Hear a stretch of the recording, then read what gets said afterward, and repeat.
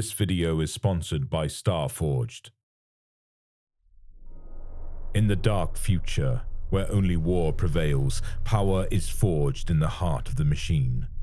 Presenting the Starforged Warhammer 40K Domination Bell of the Omnissiah, a symbol of unwavering faith and relentless pursuit of knowledge. Crafted from solid copper, this pendant channels the ancient power of the Omnissiah, worn by those who walk the path of technology and dominion. Embrace your devotion to the machine god. With every strike, every clash of gears, feel the weight of the past and the promise of a future dominated by the might of the Mechanicus. For an exclusive discount, follow the link in the description.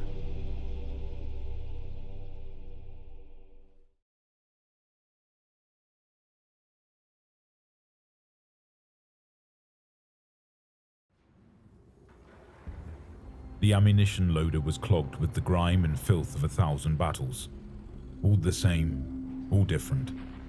Aventus Locke pushed his gnarled index finger into the receiver to help clean out the discharge points and connector pins. He could do this with his eyes closed, yet not once had he been forced to do this across the battlesphere of the other half-dozen worlds he had fought on.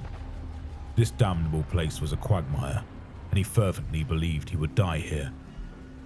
All the while, the sounds of tens of thousands baying, snarling demons, mutants and heretics alike charged through the initial defense lines, long abandoned to the enemy. This was their 5th charge. He doubted he would survive to see a 6th. Pulling out the offending clog of brown matter from the receiver port, Aventus quickly checked the insertion pins on the las rifle charge pack. The last thing he would want to do is cause the weapon to malfunction with the enemy literally at his firing step. He was simply one of several thousand other riflemen on the front line, a single defense boundary among 1,000 others on this pitiful world. A world among thousands across the galaxy, slowly being strangled to death by the ever-oncoming horde of foulness, inimical to everything that was good in this galaxy. Almost as if the hands of Khorne were around the throat of the Imperium itself. Several of the men in his section felt the same way, yet not even one spoke their treasonous thoughts out loud, for fear of a bolt pistol to the cranium, courtesy of the commissar that traversed the ranks. Pointing his rifle at the oncoming tide of hate, he could not fail to secure a target. Yet he held his composure and fired at the onrushing tide of destruction as it reached firing range. 1,000 other beams of ruby light lit up the wall of bodies, yet for each one that fell, another 3 replaced it. Larger targets appeared as silhouettes in the gloom, and as thoughts of hope threatened to flee, he knew this was the end. However, hope was within reach, and it stood as a watchful guardian far above. He heard the recycling plasma coils hum into activation and looked up and behind. Several miles to the rear stood the Sentinel Wall, a crumbling, overbearing edifice of rockcrete and adamantium. Several more miles of earthwork defenses, donjons and lone bastion defense towers stood watch over the swarming foe. Long-range battle cannons fired their subsonic munitions into the morass, domes of body parts and blood mist mixed with incandescent fury and fire. Mushroom clouds of larger payloads from the defensive towers that flanked sections of the Sentinel line spoke of hardier targets successfully zeroed in. One particular bright flash, forever burnt into his memory, gave word to a larger kill, a God engine kill. Magnificum Furiosa stood vigil, casting a deep shadow across the front lines. The sun set, dust clouds reducing the heat glare from the system star to a sickly amber hue. Even so, the shadow dropped all in its vicinity into night periodically, until the Sun Fury Plasma Annihilator fired its nucleonic payload. To look upon the sphere of purest wrath was to be rendered permanently blind. It was fortunate then that the precursor to firing was a steady hum that dissipated before release. The god machine stood vigil over her mortal defenders, yet although her monolithic head was motionless, her attention was focused out into the distance. Out of range of anything short of a volcano cannon, its target was the same as itself, another Titan. A rippling sphere of fury loosed from the plasma coils and heat exchange nozzles. The bolt of plasma flew as if a meteor had pierced the atmosphere, heat washing all below it with a painful burn. Aventus covered his visor as the plasma weapon was discharged, for fear it would render his actions this day moot. He looked back as the ball of fire traveled across the elliptic, hitting home against an unseen foe. The ripple of force and sudden surge of blast damage was phenomenal, knocking back all who were not prepared for the blast wave. Aventus ducked below the firing step before the immense shockwave knocked all in its wake to the ground. Hundreds of hungry mutants fell to their haunches, chipping teeth and claws into the quagmire.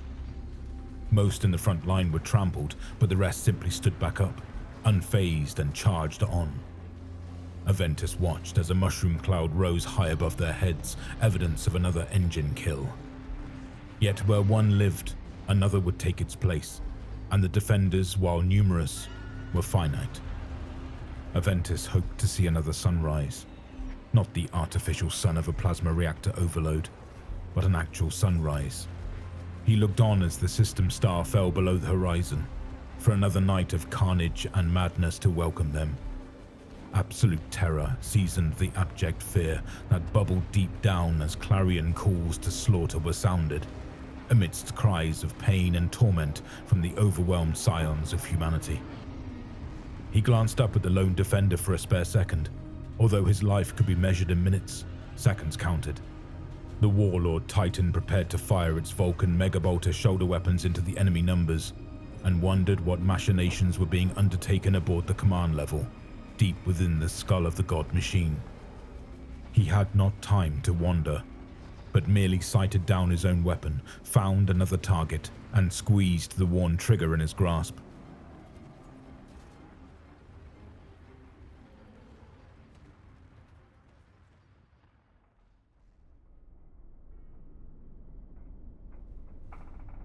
Prepare a full spread across the western approach, Moderati. Yes, my princeps. Moderati ESEC 3 Gamma enunciated, even though a single binaric data shunt would suffice.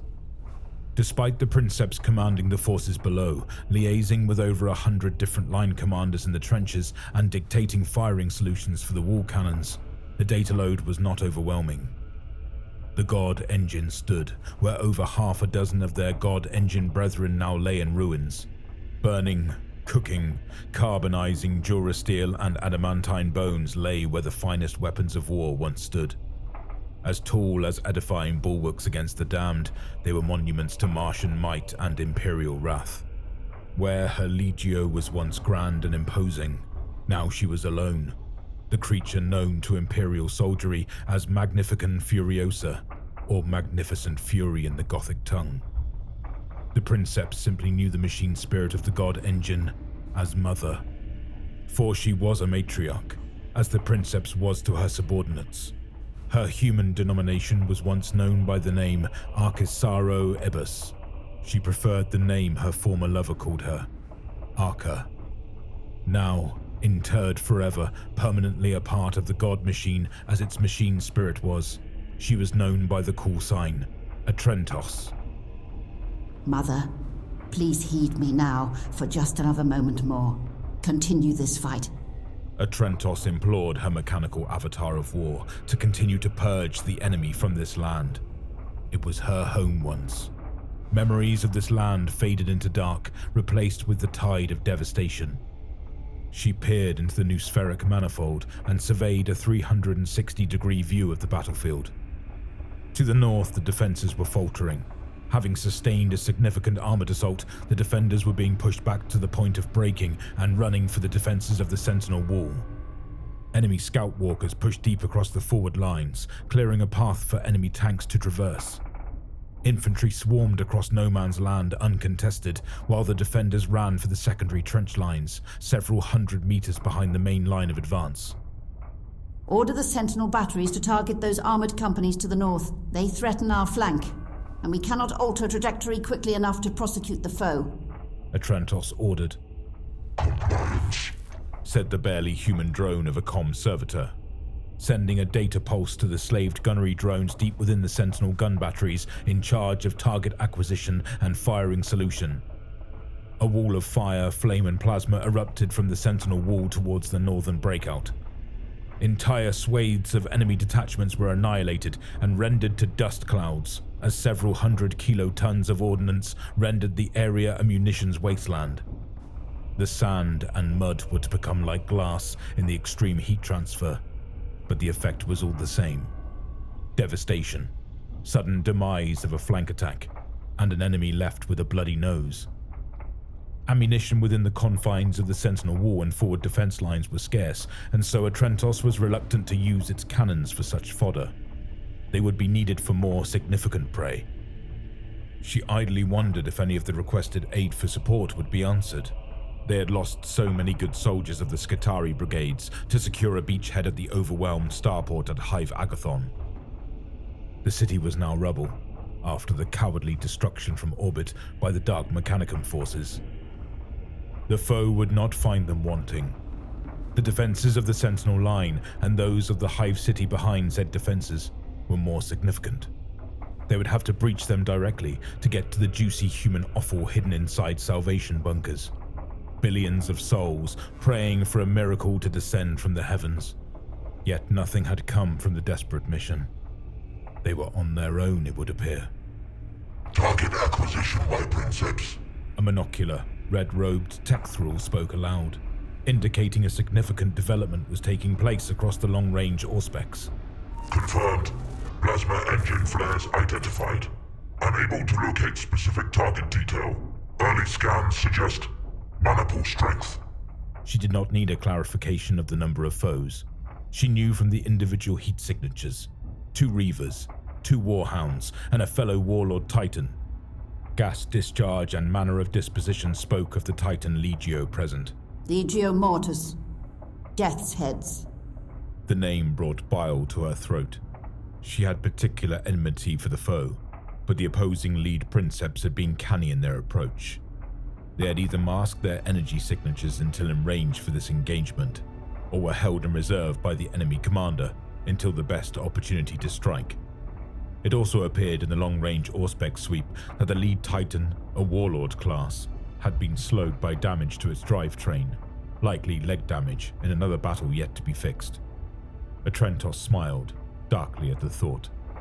You're good. I'll give you that.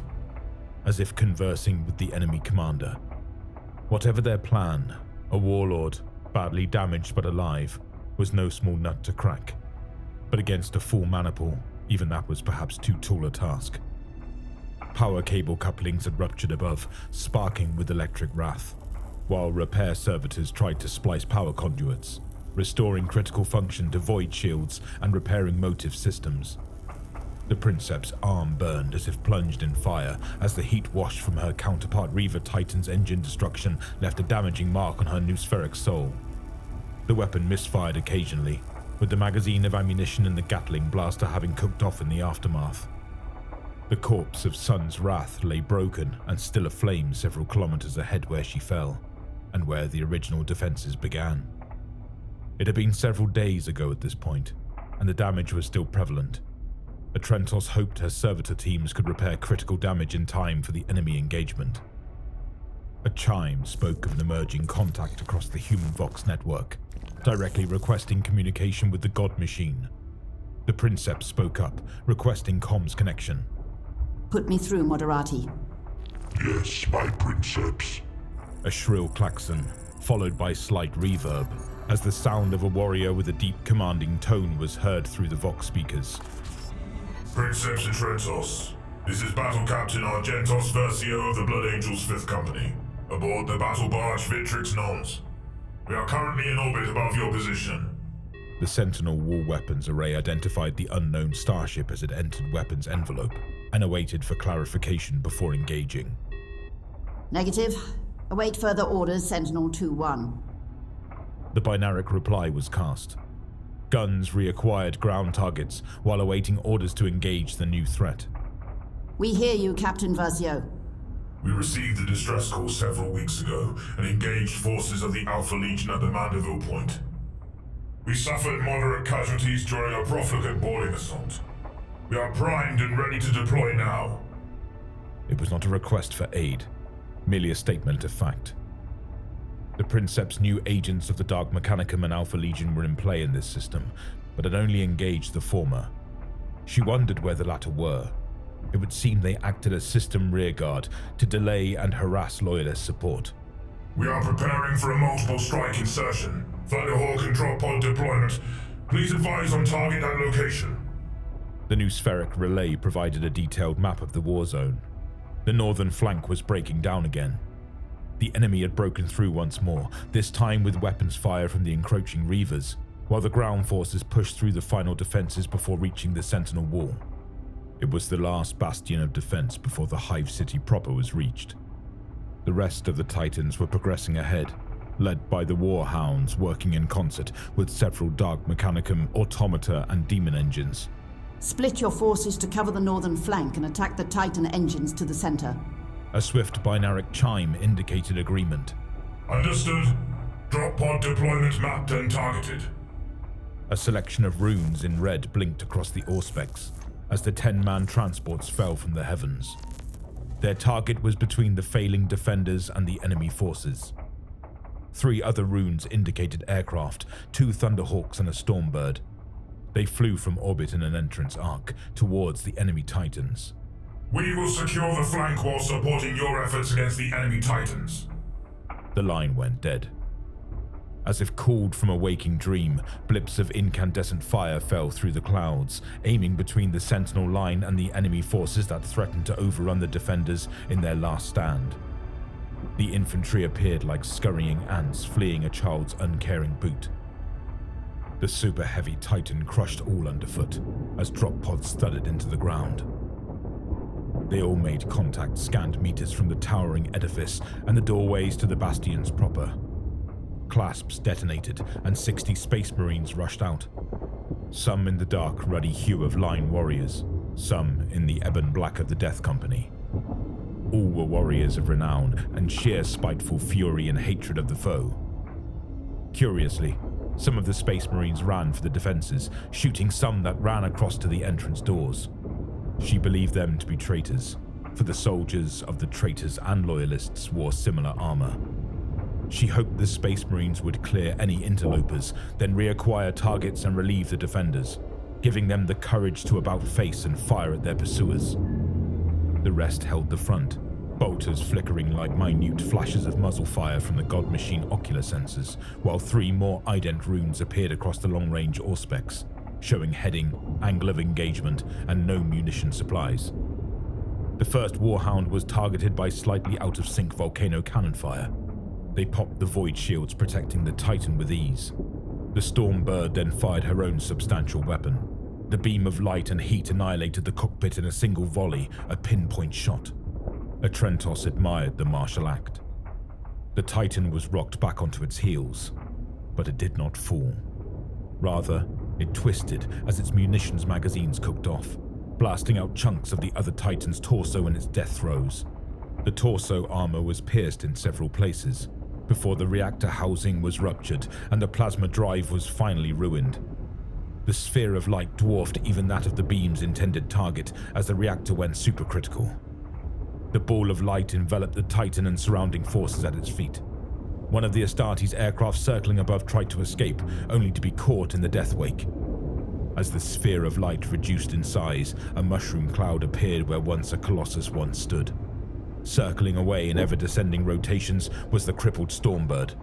Its rudder was badly damaged, but the winged angel was still airborne, but barely. The initial Warhound fell to the ground, a smoking husk on stilts. Its engine cooled as the decapitated torso crumpled and fell to the ground, crushing anything that remained underneath. It appeared the northern flank was secure, as the enemy forces left, wavered and retreated under bolter, lasgun and artillery fire from the rear defenses. The flyer exploded in a crescendo of violence as traitor return fire took out a wing. The Stormbird careened into a renegade Lehman Russ battle tank, taking out the traitor vehicle in its death zone. The smaller explosion merely added to the devastation, lost in the tumult. Such a loss of an ancient, venerated vehicle was felt dearly by the Princeps. She could almost hear its machine spirit, ancient as it was, cry out in anguish as it crashed into the tank. She cared little for the traitors, but the tank still had a spirit of its own, and all it spoke of was a desire to kill. Such a tainted machine did not deserve to live, so brought some semblance of vindication to her heart. Refocusing on her own field of war, she locked in her next targets, a collection of Chimera transports speeding towards the front lines she protected. A single volley of her volcano cannon put an end to the daring push. Come in, Princess Trentos. It was the Space Marines aboard the Thunderhawk that had survived the Titan death. They were circling to find an area to land and prosecute the land battle.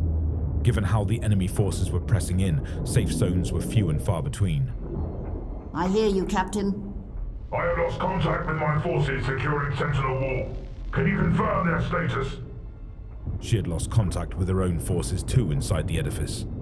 Usually, the new sphere would be alive with comms traffic, target acquisition orders, reload requests, reactor status, repair team calls to fix structural defects caused by the torque of the solid-state ammunition cannons. The comms had been silent since the Titan destruction. She simply believed they were in awe of the firestorm that engulfed it. However, it was more than that. There was an absence of contact, a void in communication. What did it mean? Had there been a signal interrupt, a new weapon of the enemy? The dreaded scrap code they promulgated all those years ago on Calth, each Titan knew instinctively of that atrocity. A single beam of fire from behind the Titan caught the Thunderhawk as it circled ahead. The flyer erupted in flame. A dozen screams could be heard over the Vox signal, left open by the captain aboard that vessel. It broke up in flight, dropping like dead flies caught by an electric surge. It shattered on impact, breaking apart, the inhabitants dead before the collision. Trentos turned her attention to the source of the beam. It was a single defense cannon. Overkill. Perhaps it was an errant mistake. She hoped it was a misfire. Issues with targeting parameters. The second beam hit the lone warlord's void shield, causing it to blister and die. The overpressure caused the behemoth to rock from the impact, but the Titan regained its composure. Alert Rune screamed within the cockpit. It spoke in Binaric with one voice, a single word. The word in Low Gothic was one shared by anyone witness to the turn of events. Treachery. A dozen target runes appeared to the front and back of the Titan. The enemy Maniple used the Void Shield collapse as a call to action, turning all their weapons towards the lone towering Ronin in adamantium and armored ceramite. Hurt, but still lethal, it may survive a single volley, but targeted from the front and rear, it stood little chance. Fire from the defense lines grew in intensity, almost as if reading the change in fate. Rather than give up and die, the defenders at her feet fought with greater ferocity. She would make it a good death.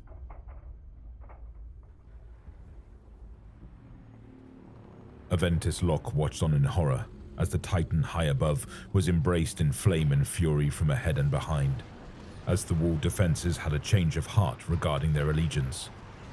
The forces in front appeared to stand transfixed, until a single call, a roar cried out in exultation at the change of fate. Aventus Locke did not believe it, and merely ramped up his frenetic pace of fire, feeling the gun grow ever hotter in his hands. He must not lose hope now. A comms operator, shot through the head by a sniper in the morass ahead, still had an active Vox line to the Titan command level. He could hear hectic calls for support, clarification of enemy numbers, and a Titan princeps furious with the turn of fate. Curious and filled with dread for what Pandora's box he might open by listening in to the tense exchange, he put on the Vox headset and listened in, all the while firing without pause as the enemy drew in closer, now a mere couple dozen meters away. What is the meaning of this Sentinel Wall? You have forsaken your oaths. You were never allied as such. Surrender, and we will let you live. Your strength will be added to our own. Under what authority? I would rather die than turn traitor. Then your request shall be granted. Several beams of light, volleys of heavy shot, and a collection of Apocalypse missiles struck the Titan from all sides. The remains of the damaged left arm weapon was enveloped in flames, destroyed at the elbow connector. The weapon fell from its housing, exploding as it hit the deck. The Titan rocked sideways, torso forcefully turning 45 degrees to the right under concussive impacts. The lone defender tried in vain to right itself, only to be hit again. this time from the rear. Chunks of adamantium shattered, each shard as big as a tank, crashing into the earthworks behind it, killing part of the reinforcement regiment as it made its way forward in support. Aventus Locke could not spare time to watch, for fear of the horror that threatened his very existence ahead of him. 12 meters. Your voice. This is not the Magos in command, is it? It is not. You are Astartes? Yes. Another blast, this time from the front, hit the sternum of the Titan. It melted under the intense heat exchange. The core was now partially exposed. The next blow would kill it. Aventus Locke pulled the trigger. Click. Charge depleted. He checked his ammo supply. One last magazine, about 40 shots.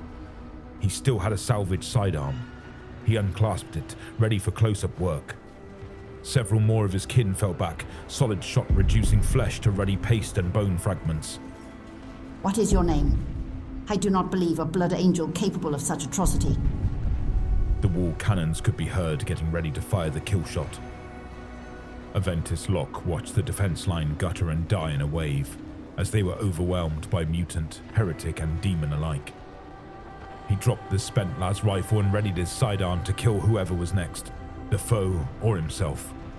The commissar was dead, so no risk of summary execution for dereliction of proper weapon maintenance. It was now kill or be killed. He barely paid attention to the baying cries of hate less than a handful of meters in front. The wave crested at the firing step, ready to drown them all in blood and fury. They did not take all of us. We are the shadow, the unknown foe, those that walk in your colors. No. The single-word reply from a nearly dead princeps called out in vain at the realization. A shell the size of a battle cannon struck the Titan from the rear, cracking the reactor housing. It flared with a neon blue light as it went critical. Seconds remained. The scream of the princeps as her heart was obliterated was blocked out by the ramped-up Vox reply heard across all Vox bandwidths. I am Alfarius. The plasma core of the Magnificent Furiosa went supercritical. A sphere of star-bright light blinded Aventus Locke, as a rusty polearm was thrust deep into his abdomen, spilling his entrails over the weapon and the mutant that held it. His las pistol, cut from his grasp along with the hand that held it, fired as nerve impulses in the detached limb fired autonomously. It hit the trench wall, leaving a small scar in the dirt and corrugated steel there, before being showered in gore. He prayed to the god Emperor, only to hear the laughs of things that should not be. At least his death would be swift, as the core of the god machine high above went nova, embracing all within its touch to a quick and agonizing end. The last words that filled his mind before his soul was extinguished echoed as if scarring his soul. The same 3 words that spelled doom and yet were held in mystery. He did not know his killer, nor his rationale for betrayal, yet he knew his name. The name that now filled his ears as he was immolated in nuclear fire. I am Alfarius.